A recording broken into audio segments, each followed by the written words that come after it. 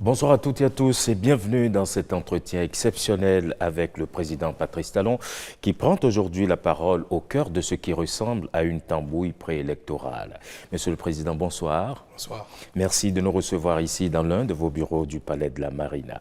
Monsieur le Président, l'ambiance préélectorale, vous le savez, elle n'est pas des plus sereines, puisqu'il y a encore des partis politiques qui n'arrivent pas à satisfaire aux conditions prévues par les lois électorales. Comment appréciez-vous cette situation?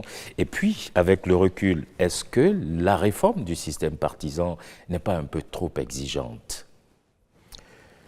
Je dois vous avouer que la situation dans laquelle se trouve la dynamique électorale ne m'enchante pas du tout. Elle porte préjudice à l'image de notre pays.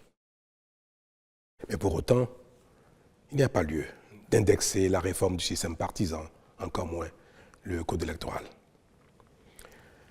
Les infortunes qui s'observent chez les démocrates sont-elles la conséquence d'un code électoral trop contraignant ou résultent-elles d'une main cachée, en l'occurrence celle du président Talon? Comme je suis devenu le souffre-douleur du président Boni et le bouc émissaire idéal pour tout ce qui ne va pas chez les démocrates, que puis-je dire pour ne pas être condamné? Je suis le coupable idéal. Mais avant d'aller à l'échafaud, je vais vous dire à vous toute la vérité. Tout ce que j'essaye de couvrir depuis fort longtemps, en raison de ma charge et de la réserve que cela m'impose. En effet, depuis 2016, mon prédécesseur, le président Boni, s'emploie avec beaucoup d'énergie à faire échec à toutes les réformes, quelles qu'elles soient, et à l'action publique, quel que soit le secteur. Avant 2016, tout le monde priait pour une réforme du système partisan. Nous l'avons engagée et j'en suis fier. Elle consistait à encourager, voire contraindre, les partis politiques au regroupement. L'FCBE, qui était à l'entame de la réforme, je crois le parti le plus grand de la centaine de petits partis que comptait le Bénin, avait l'opportunité d'absorber un grand nombre de ces petits partis et de devenir un grand parti d'envergure nationale, pour peu qu'elle en ait la volonté. Mais comme c'est une réforme engagée par Patrice Talon, pas question. Pas question que cette réforme prospère, même si la FCBE devait en profiter. De même, l'appel de Patrice Talon à entrer en partenariat avec la FCBE et à accueillir des cadres FCBE dans la gouvernance politique et technique du pays a été refusé à tous ceux qui ont estimé le contraire et ont montré leur disponibilité à collaborer. Tout cela ont été bannis.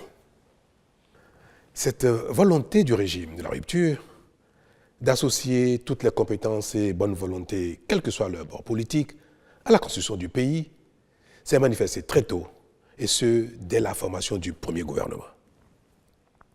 C'est dans cette perspective d'ailleurs que M. Jean-Claude Oussou, membre du staff de campagne de Lionel Zissou, a été appelé au gouvernement en qualité de ministre de l'Énergie dès le lendemain de l'élection présidentielle. Beaucoup d'autres, en raison de leurs compétences techniques ou de leur leadership politique, ont été appelés pour servir le pays aux côtés de Patrice Talon, élu comme président de tous les Béninois et non comme président d'une partie des Béninois. Certains restés fidèles à la ligne du parti et de son chef, je parlais des FCBE, du président Yaya Boni, sont manifestement entrés en quasi-rébellion contre le nouveau régime, et ceux qui ont choisi de servir le pays à mes côtés ont été, comme je l'ai dit, purement et simplement bannis. Ce sont ces deux phénomènes, refus d'adhérer aux réformes politiques et refus de toute collaboration avec le nouveau régime qui ont conduit pratiquement à la scission des FCBE, puis à la création du parti Les Démocrates. Je résume. Et je peux vous dire que le point d'orgue de cette opposition radicale de principe a été atteint à l'occasion des élections de 2019. Mais de quoi s'est-il agi concrètement, Monsieur le Président? Mais vous n'avez pas manqué, en tant que Béninois, de suivre les événements, tout ce qui s'est passé au Parlement, puis à l'occasion de l'élection, avec les drames qui ont suivi. Souhaitez-vous que j'aille dans le détail? Allons-y, on veut bien comprendre, Monsieur le Président. Je crois que c'était en février 2019 que j'ai reçu ici au Palais l'ensemble des partis politiques représentés au Parlement. Parce que nous venons d'engager la réforme du système partisan.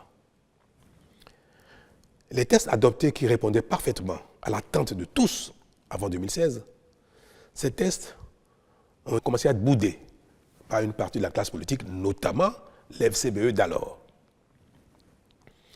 Et ils ont estimé que les nouveaux tests n'étaient pas convenables, trop rigides, et risquaient de ne pas les faire gagner des élections.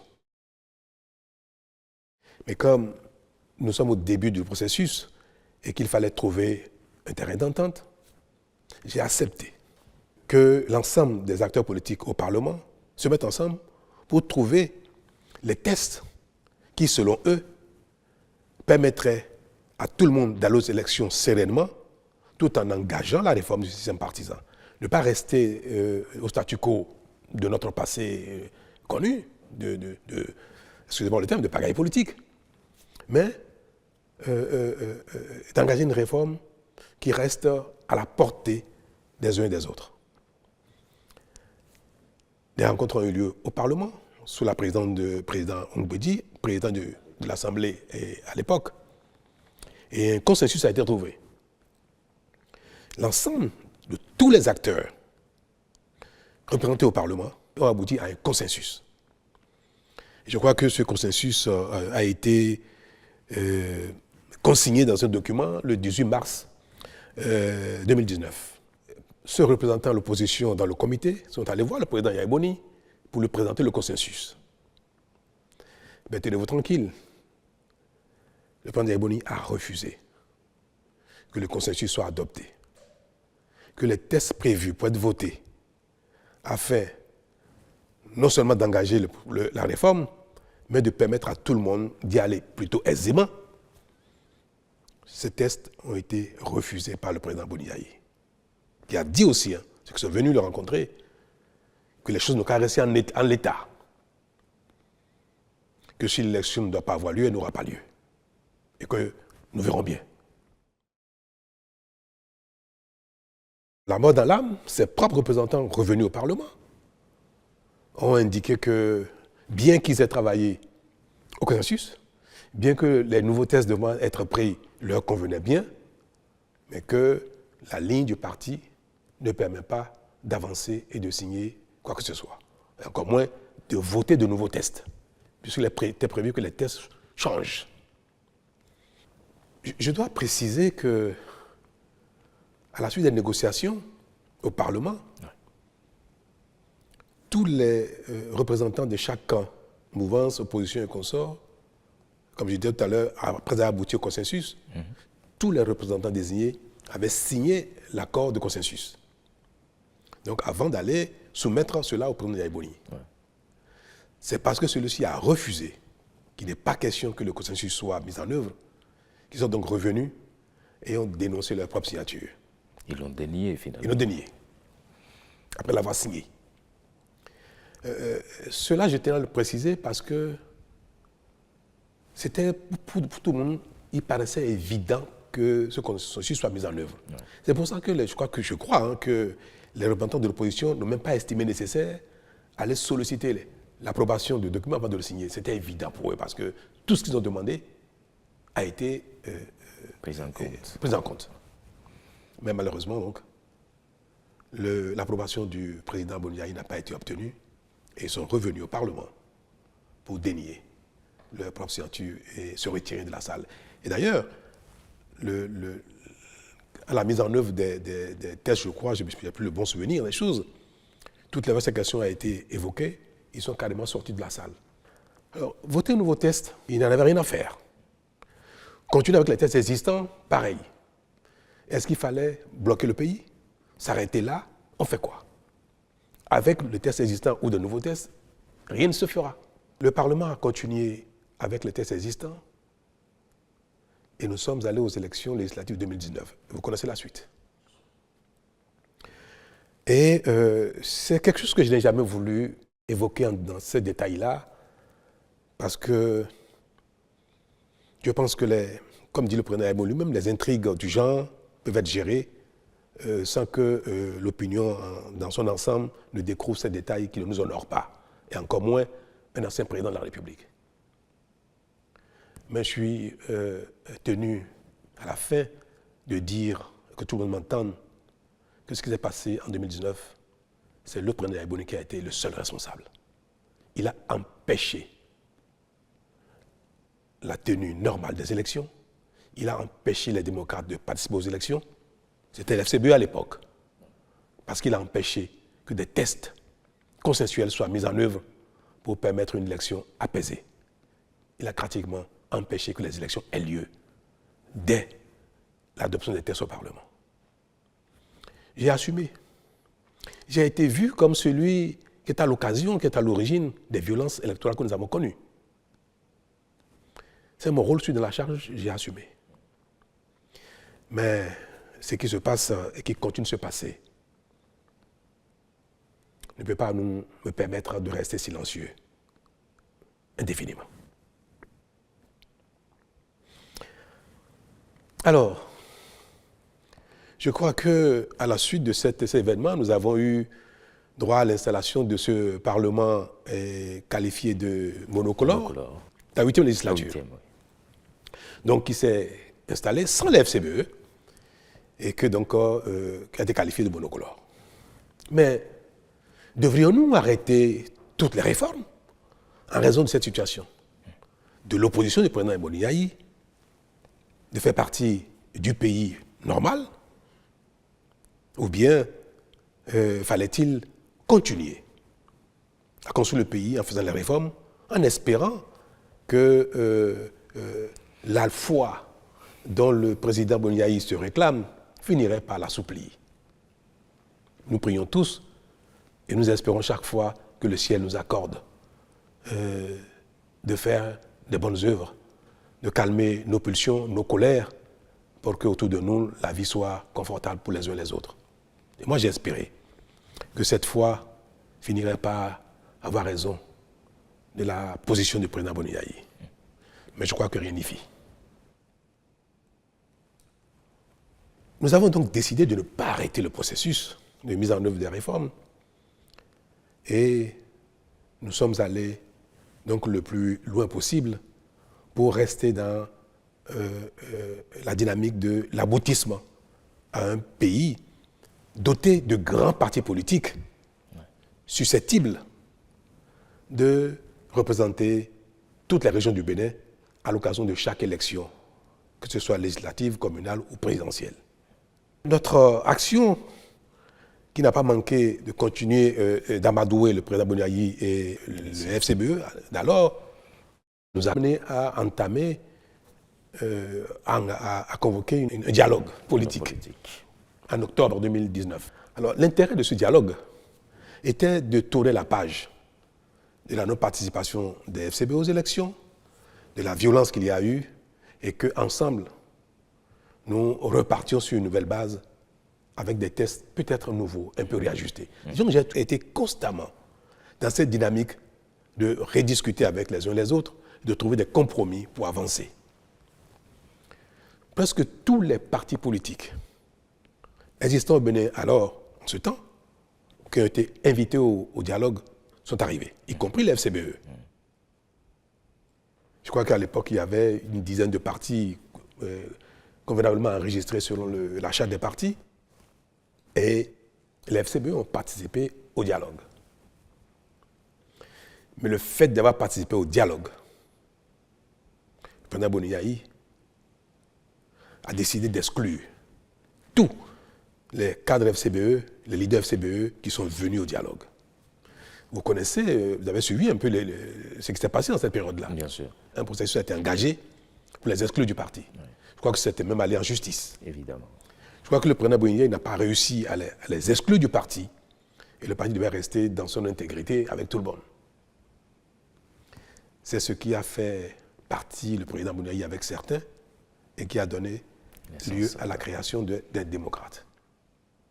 Donc ce parti est né du fait de la participation des FCBE au dialogue politique. Il ne fallait pas que les FCBE participent à des échanges dits dialogue politique. Voilà la situation dans laquelle nous avons été jusqu'à la création des démocrates en 2020, je crois. Oui, 2020. Je crois. Puis le pays a continué son chemin jusqu'à l'avènement des élections législatives de 2023. Je passe les détails, ce qui s'est passé jusque-là. Mais je n'ai pas arrêté de faire le charme aux uns aux autres, de les amadouer, de les supplier même de venir et prendre le train en marche. Et en effet, les démocrates se sont résolus à participer enfin aux élections. Et ils ont été donc candidats aux élections de 2023, aux élections législatives. La suite, avec les mêmes lois, les mêmes tests, parce qu'on a réussi à les supplier, à les amadouer qu'on sort, ils sont allés aux élections et ils ont eu 28 députés avec les mêmes tests. À peine cet obstacle franchi, c'est-à-dire élection 2023 avec les nouveaux tests, que les prémices d'un contournement des dispositions mises en place ont commencé à apparaître ici et là, y compris dans mon propre camp. C'est-à-dire que après 1 an, 2 ans, 3 ans d'efforts, de sacrifices des uns des autres pour rester dans de grands ensembles et aller aux élections, je crois que nos démons nous ont rattrapés. Au sein de l'Union progressiste le Renouveau, qui est un parti qui me soutient, les velléités de liberté ont commencé à s'exprimer, à se faire voir. Pareil au Bloc républicain. Et encore davantage chez les démocrates qui venaient à peine de se constituer, d'aller aux élections et d'avoir des députés.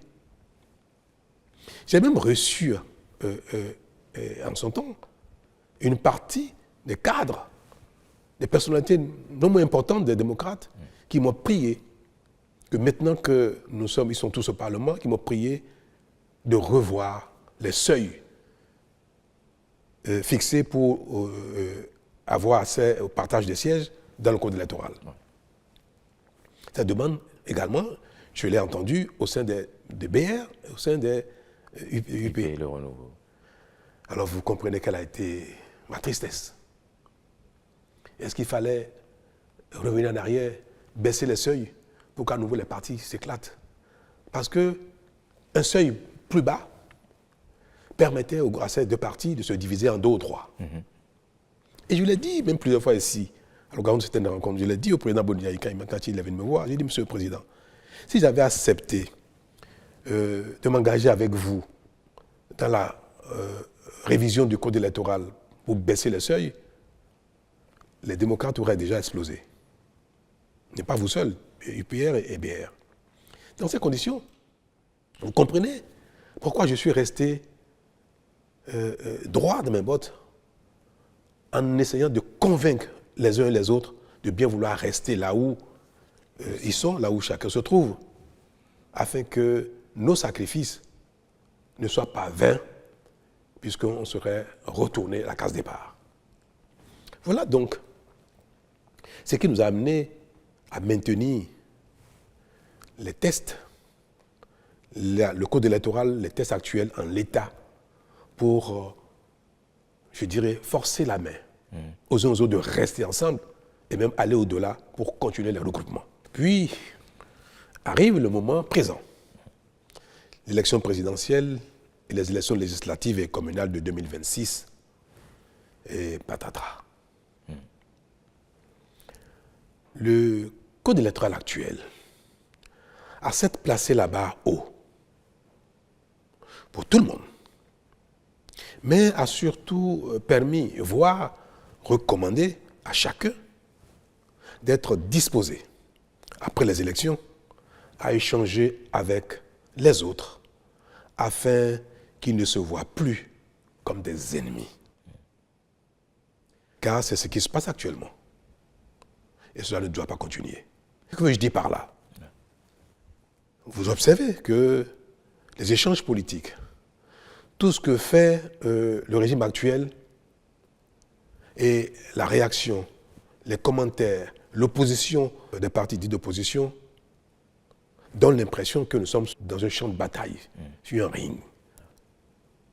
Et ça, je l'ai dit une fois, on ne peut pas construire le pays quand on a l'impression qu'il y a une partie du pays contre une autre.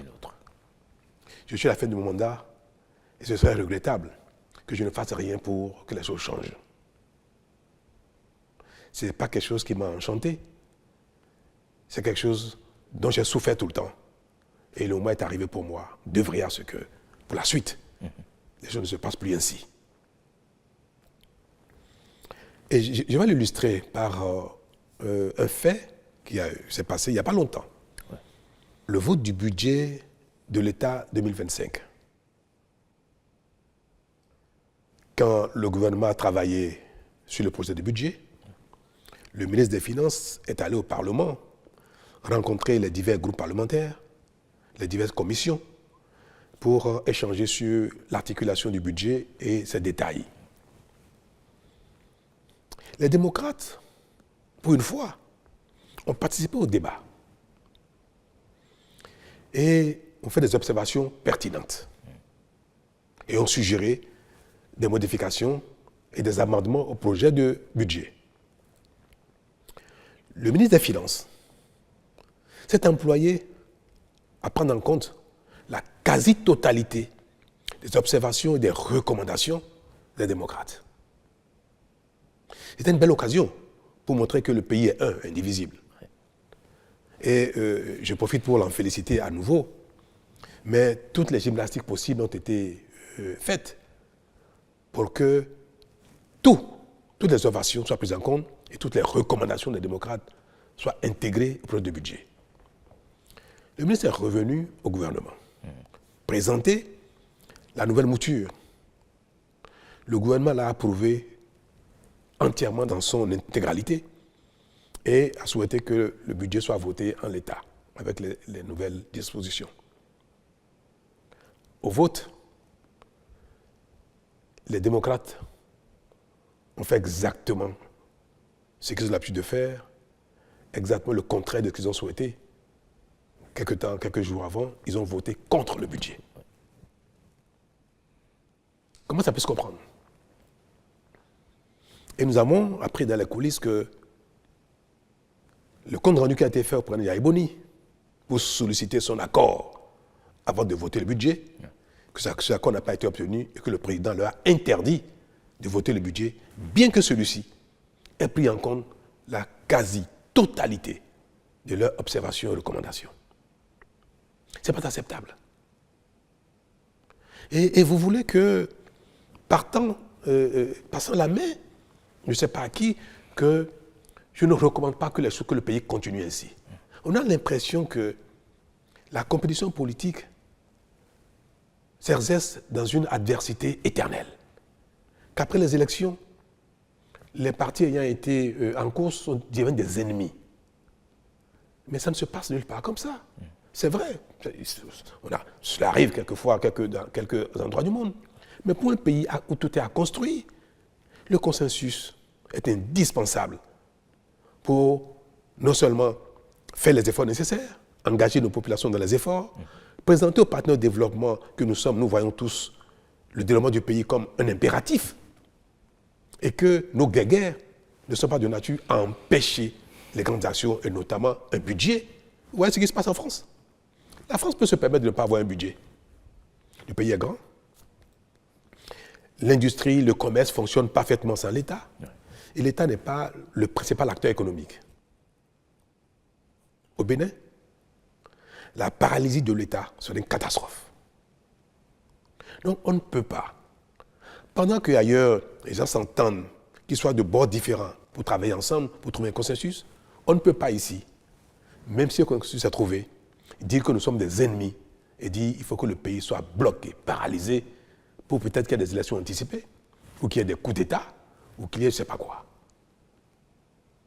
C'est malheureux et je prie tous les dieux pour que l'avenir du Bénin ne se conjugue plus en de tels combats politiques et autres, en de telles dynamiques de confrontation éternelle. Et c'est bien pour ça que je suis aujourd'hui favorable à ce que nos tests, le code électoral et autres, obligent les gens, certes à aller en compétition, mais à travailler après ensemble pour l'intérêt national. Et je l'ai dit aux jeunes que j'ai rencontrés il n'y a pas longtemps ici au Palais. Il dit, mais qu'est-ce qui oppose UPBR? Qu'est-ce qui oppose UPBR et les démocrates? Qu'est-ce qui nous oppose fondamentalement? Si ce n'est une question de feeling. Nous avons les mêmes besoins d'eau, d'électricité, de routes, d'emploi, de bonne santé, d'éducation. Et ces choses-là ne relèvent pas d'une idéologie. On peut aller à la compétition, mais on peut travailler ensemble. Et le monde va ainsi. Regardez en Allemagne. Nous avons vu pendant longtemps que la CDU et le FDP, je crois, qui ont souvent des partis challengers, qui se challengent, qui vont aux élections ensemble, c'est-à-dire les uns contre les autres, une fois les élections finies, ils se mettent ensemble pour gérer le pays. Et chacun apporte sa pierre à la réflexion, chacun apporte sa contribution à la définition de la politique nationale. Et on peut observer qu'à la suite de ça, la même CDU avec le SPD, pareil. Partout dans le monde aujourd'hui, regardez en Europe, on observe bien que les populations ont beaucoup évolué, les peuples ont évolué, la dynamique démocratique a évolué, les libertés ont évolué. Donc, il n'est plus convenable qu'un seul camp dise qu'il détient la vérité et qu'il s'impose aux autres. Il faut mettre les vérités ensemble pour construire un pays. Mais mettre les vérités ensemble requiert dans un système démocratique que d'abord les vérités se confondent dans les urnes. Une fois que l'un a gagné, parfois on peut gagner une élection à une voix après. 49,49% peuvent perdre au profit de quelqu'un, d'un groupe qui a fait 51,01%. Ça ne veut pas dire que les 49% ont tort. Non, il faut que pour construire le pays, les responsables, les divers leaders se mettent ensemble d'une certaine façon pour définir la conduite du pays, chacun dans son rôle, chacun dans son couloir, chacun selon ses compétences. C'est bien cela, et de ça qu'il s'agit, et c'est pour ça que j'ai dit aux jeunes, mais demain, après les élections, si les démocrates gagnent, pourquoi ils ne travailleraient pas avec l'FCBE? Pourquoi pas aussi avec peut-être UPBR? Que si le BR gagne les élections, UP, pourquoi ils ne travailleraient pas avec les démocrates, soit au Parlement, soit même dans un même gouvernement? Moi, j'ai fait ça. C'est des choses qui peuvent arriver si, pour autant que les uns veuillent bien le faire. Le code actuel prescrit cela. Est-ce que c'est mauvais que notre code électoral demande aux partis candidats de dire s'ils ont l'intention, après les élections, d'échanger, de collaborer pour la gouvernance du pays? Et si vous le dites, vous avez un bonus. C'est-à-dire les partis politiques qui disent, après les élections législatives, après les élections communales, après les élections de manière générale, même, nous sommes capables de travailler ensemble, ils ont un bonus. Et le bonus, c'est que pour les législatives, les 20% qui sont exigés par circonscription électorale, on vous permet de les sommer ensemble. Même si vous n'avez que 10% dans une circonscription, dès lors que vous dites, je suis prêt à travailler, à discuter au Parlement avec un autre groupe qui a 12%, eh bien, vous bénéficiez de ces 12%. C'est une technique pour amener les gens à commencer à se parler. C'est tout. Oui. Et bien ce code-là, on l'attaque. Tout le monde est en train de signer des accords de gouvernance et parlementaire. Mais les démocrates ont refusé. Le président Yaïboni a refusé que les démocrates signent un quelconque accord avec qui que ce soit, y compris la FCBE. La FCBE est une partie d'opposition, même modérée. C'est un parti d'opposition. Si les démocrates avaient signé avec la FCBE un accord de gouvernance et d'accord parlementaire, le duo candidat à l'élection présidentielle des démocrates ne serait pas tombé, malgré la défection d'un de leurs. Oui. Parce que la FCBE dispose, je crois, de 6 ou 7 combien de parrainages. Les parrainages de la FCBE auraient permis aux démocrates d'être présents aux élections. Donc ils ont choisi de marcher sur la corde raide, sur le fil du rasoir. Ils se sentent si forts, c'est très bien. Mais en ce moment, quand on a choisi de marcher sur un fil et qu'on tombe, il ne faut pas chercher les boucs émissaires ailleurs. Je suis malheureux de le dire et de le répéter. Je suis malheureux que les démocrates n'aient pas les élections présidentielles. Ils avaient la possibilité de le faire. Ils pouvaient signer un accord avec l'FCBE. Et moi, j'ai demandé même à l'UP et au BR de rester disposés à signer avec les démocrates un partenariat ou un accord de gouvernance. Si je l'ai dit publiquement, devant le peuple, avec les jeunes, c'est parce que c'est ma consigne.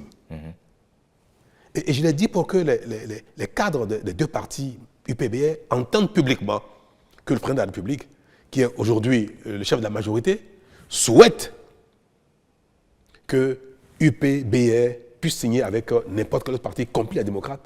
Je l'ai dit publiquement. Ouais. Qu'est-ce qui, honnêtement, pourquoi Yaïboni ne peut pas accepter de signer un accord avec ceux-ci et dire que si vous gagnez ou si je gagne, nous pouvons travailler ensemble.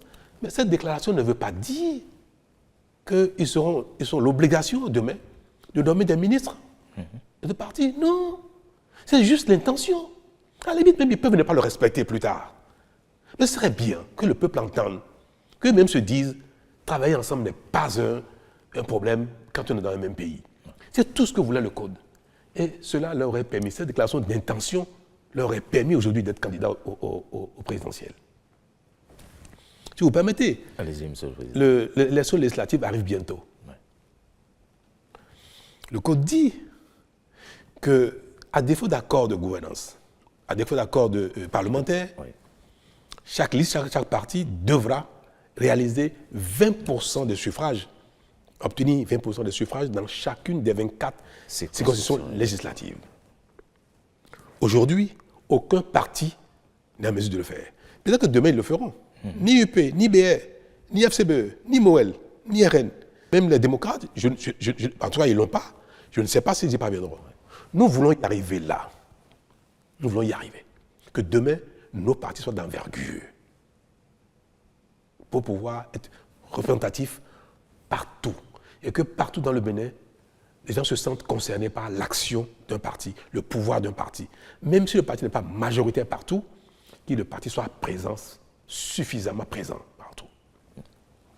Comme on n'y est pas encore, et que nous demandons aux gens de se regrouper pour y arriver, mais en attendant d'y être, on demande aux gens de faire des déclarations d'intention. Rien que ça. Que les démocrates disent, je pourrais travailler avec les BR après les élections. En quoi vraiment? C'est noble comme intention. Oui. Ça peut les influencer demain à être un peu disponibles. Mais en quoi c'est une contrainte? Oui, et cela leur aurait permis bientôt d'aller aux élections législatives sans être soumis à la satisfaction de ces 20% exigés. Et ils pourront avoir peut-être 50%, 60% du Parlement. Peut-être qu'ils auront 80 députés sur 109, rien qu'avec cette déclaration d'intention. Moi, je fais tout pour amener les uns les autres à travailler ensemble, à ne plus être des ennemis, au moins à déclarer leur intention de non-agression.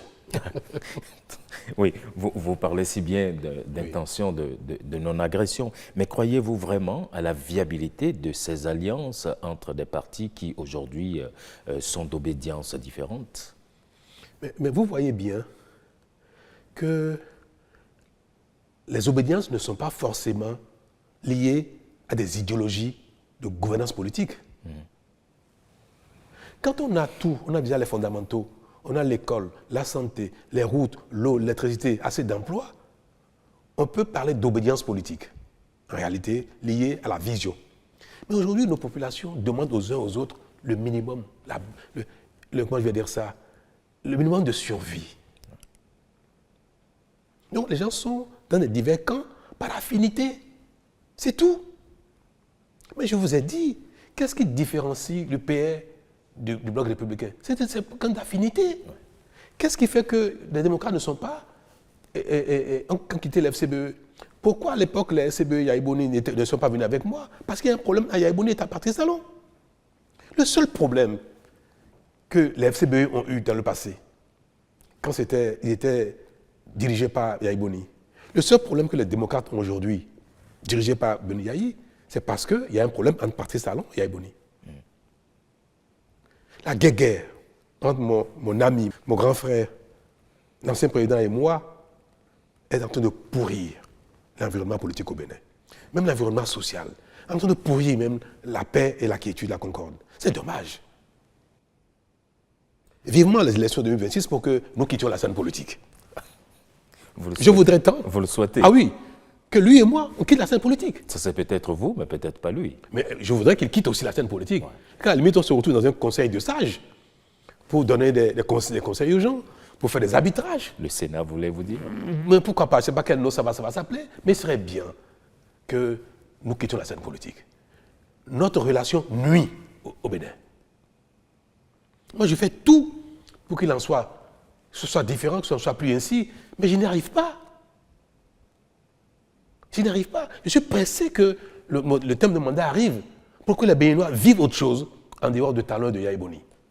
Vous savez, en 1990, à la conférence nationale, pourquoi les conférenciers ont mis la limite d'âge aux élections présidentielles, 70 ans? Pourquoi? Ça a été affirmé. Les anciens présidents que le Bénin a connus jadis, Maga, Arouma Negbe, Apiti, Zissou, ont pourri la vie aux Béninois par la compétition politique, par la guerre de leadership. À la conférence, paix à l'âme d'Apiti, Apiti n'y était plus, mais il restait encore 3. Maga, Arouma Negbe, Zissou. Presque à l'unanimité, sauf les 3. Les confédérations ont décidé de les mettre à l'écart, de les mettre au repos, de leur interdire d'être candidats. C'est ça aussi, les lois des pays sont faites pour régler les problèmes qui se posent au pays. Moi, je demanderais bien au Béninois, au Parlement, de voter une loi constitutionnelle pour interdire à Talon, à Yaïbouni et à Soglo de faire de la politique. Qu'on aille passer nos vacances au village. Votre retraite plutôt. Mais ça devient impératif pour le Bénin. Et je vous le promets. Si les Béninois apprennent à nous oublier demain, les choses changeront très vite dans le pays, plus vite qu'on le pense. Alors, une dernière question, monsieur le Président. Vous permettez, est-ce que vous pensez que les frondeurs LD aujourd'hui pourraient atterrir aux côtés des partis de la mouvance? Mais beaucoup d'entre eux sont demandeurs. Ah oui. Beaucoup de démocrates sont demandeurs. Quand le président Boni est venu me voir ici au palais il y a quelques jours, il m'a demandé, mais il faut faire quelque chose pour que le duo soit réhabilité. Mais je lui ai dit, je ne suis pas fait de miracle. C'est trop tard. Vous le saviez ça, pourquoi vous n'avez pas voulu le faire plus tôt? Pourquoi vous n'avez pas voulu faire un accord avec les FCBE, ni avec BR, ni UP? Mais il m'a dit, oui, d'accord, c'est trop tard, mais qu'est-ce qu'on peut faire maintenant? Je lui ai dit, monsieur le Président, dites-moi, s'il y a un moyen de le faire, je le ferai. Mais je ne trouve pas comment revenir en arrière. Il souhaitait quoi? Annuler le processus. Il faut repartir. Mais ce n'est pas bien. Il ne faut pas que leur intransigeance, leurs erreurs amènent le pays à faire du n'importe quoi. Donc j'ai dit, monsieur le Président, ce n'est pas possible. Moi, je ne peux rien faire, je ne vois pas ce que je peux faire pour ramener le processus en arrière afin que Maître Agbodjo et l'Odjo soient à nouveau éligibles. Je ne sais pas ce que je peux faire. Si vous trouvez quelque chose à me conseiller qui est dans mes cordes, je le ferai. Mais quelque chose de réaliste. Et puis nous allons parler de législative. Et je lui ai dit, Monsieur le Président, attention. Ce que vous avez fait, ne continuez pas, parce que si jamais il y a un malheur aux législatives, vous serez seul responsable. Vous n'allez pas chercher encore talon si jamais les élections législatives se passent mal et que les démocrates ne sont pas au Parlement. Parce que le risque n'est pas le Parlement guette tout le monde. Tous ceux qui veulent aller aux élections tout seuls, ils sont guettés par ce risque-là. Et si ça arrive, il m'a dit, le président Bouniaï, j'ai entendu dire que j'ai dit que je veux que tout le monde aille au BR ou à l'UP. Mais ce que je lui ai dit, c'est simplement que les uns et les autres discutent, que les démocrates peuvent discuter avec UPBR, mais discuter avec CBE pour faire une déclaration d'intention, d'amour. Même si l'amour ne se consomme pas après, parfois la déclaration peut suffire. Pour qu'il n'y ait pas ce risque-là. Il est parti d'ici en me disant qu'il me reviendrait là-dessus et qu'au besoin, je pourrais aider à ce que les UPBR acceptent de le faire. Le débat a eu lieu chez les démocrates au lendemain de son arrivée ici. Le débat a eu lieu. Certains ont dit « Alléluia, il faut le faire ». D'autres ont dit non. Et in fine, le président Bouniaï lui-même a dit non. Nous aurons les élections dans ces conditions, quelles que soient les conséquences que ça va générer. Et nous verrons bien après ce qui va se passer. Mais alors il ne se passera rien du tout. Si les démocrates décident d'aller aux élections dans ces conditions, ben, il ne se passera rien du tout. Je vais prier simplement pour qu'ils gagnent, qu'ils enlèvent des sièges pour que le pays retrouve son calme comme d'habitude. Un mot, Monsieur le Président, pour conclure cet entretien. Mais je voudrais conclure cet entretien avec vous et vous interpeller vous-même en tant que Béninois, juste pour dire qu'il faut préserver la concorde, l'unité. Et il faut que chaque personne, chaque leader, chaque Béninois qui, dans sa vie sur cette terre, finit d'accomplir sa mission, un rôle donné pendant un temps, qu'il veuille que ceux qui vont le succéder, quelles que soient les conditions, puissent réussir pour l'intérêt général. Que celui qui part ne souhaite pas le chaos après lui. Je veux dire que la compétition politique ne doit pas se faire au détriment du pays. Malgré nos déceptions, malgré nos divergences, il ne faut pas que nous soyons ennemis au point de compromettre l'intérêt général. Moi, j'en ai donné le signal. J'ai travaillé avec des FCBE au lendemain de mon arrivée à la fonction. Jusqu'à aujourd'hui, je continue de le faire. L'ancien Premier ministre Zinsou, qui a été mon challenger aux élections de 2016. Aujourd'hui, il travaille avec le Bénin, il travaille pour le Bénin. Il fait des choses extraordinaires. Moi, je suis admiratif de ce qu'il fait. Il nous accompagne beaucoup, il nous aide beaucoup. Il aime son pays. Moi, j'ai pu, en 2016, même mal juger sa capacité à se donner pour le Bénin. Et j'observe, il n'est pas président, mais il fait des choses extraordinaires pour le Bénin. Et ça, vous voyez, s'il avait suivi Yaya Boni, il nous aurait privés de ses compétences. Il nous aurait privés de tout ce qu'il nous apporte dans le succès de notre action. C'est ce que je voudrais que chacun fasse, qu'on soit d'un bord ou de l'autre. Quand c'est le pays, on peut servir le Bénin. On peut ne pas être d'accord avec Talon, Patrice. On peut ne pas être d'accord avec la rupture. Il ne faut pas saboter le Bénin. Il y a un monsieur qui fait des posts sur les réseaux sociaux, qui est un poulain du président Yaya Boni, un projet démocrate. Protéger un poulain, je sais de quoi je parle, Yaya Boni, qui raconte sur les réseaux sociaux que nul ne doit aller investir au Bénin. N'allez pas au Bénin, vous serez escroqué, vous serez broyé, vous serez mis en prison. Les Béninois sont des voleurs, ils vont vous voler, ils vont vous escroquer. L'État même du Bénin va vous escroquer aussi, vous serez broyé. C'est un Béninois qui est un des sympathisants démocrates, un proche du président Yaya Boni, qui dit de pareilles choses sur les réseaux sociaux.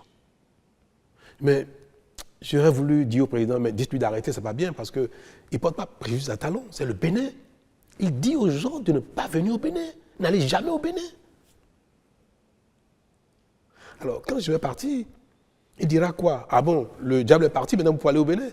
Mais il aura impacté négativement le Bénin. Il n'aime pas le Bénin négativement. Quand le président est venu me voir il y a quelques jours, Permettez que j'aille dans ce détail de conclure. Il y a des web activistes qui sont dans la même dynamique, qui seraient en détention aujourd'hui.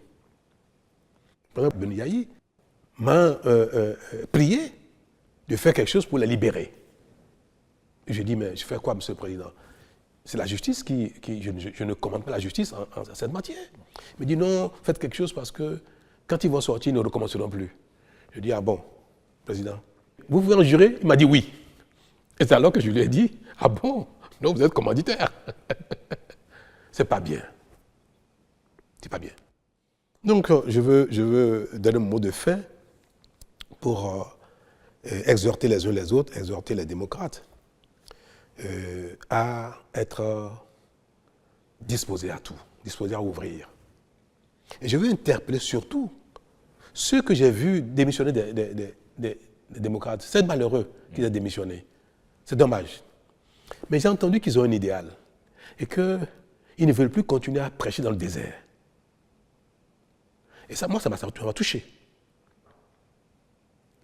Et j'ai ici un message pour eux. C'est que si leur idéal ne peut pas prospérer dans le groupe politique actuel et qu'ils sortent de ce groupe-là, il ne faut pas que leur idéal meure. Il faut qu'ils continuent de le promouvoir. Mais le meilleur moyen de promouvoir un idéal politique, c'est d'être un acteur politique. Et c'est pour ça que, sans état d'âme, je vais inviter le ministre d'État Wadaye, candidat aux élections présidentielles. Je vais inviter l'Union progressiste de Renouveau. Je vais inviter le Bloc républicain, Moël Béné, RN, pour les rencontrer, discuter avec eux et leur permettre même de s'exprimer leur idéal dans un cercle plus large. Parce que ce que je prône depuis, c'est d'ouvrir le champ des discussions politiques, d'ouvrir les cercles de rassemblement politique. Et il ne faut pas les laisser en rade, parce qu'ils n'ont pas trouvé bonheur là où ils sont. Mais ils sont des acteurs politiques, ils continuent de vouloir défendre un idéal, il ne faut pas les laisser en rade.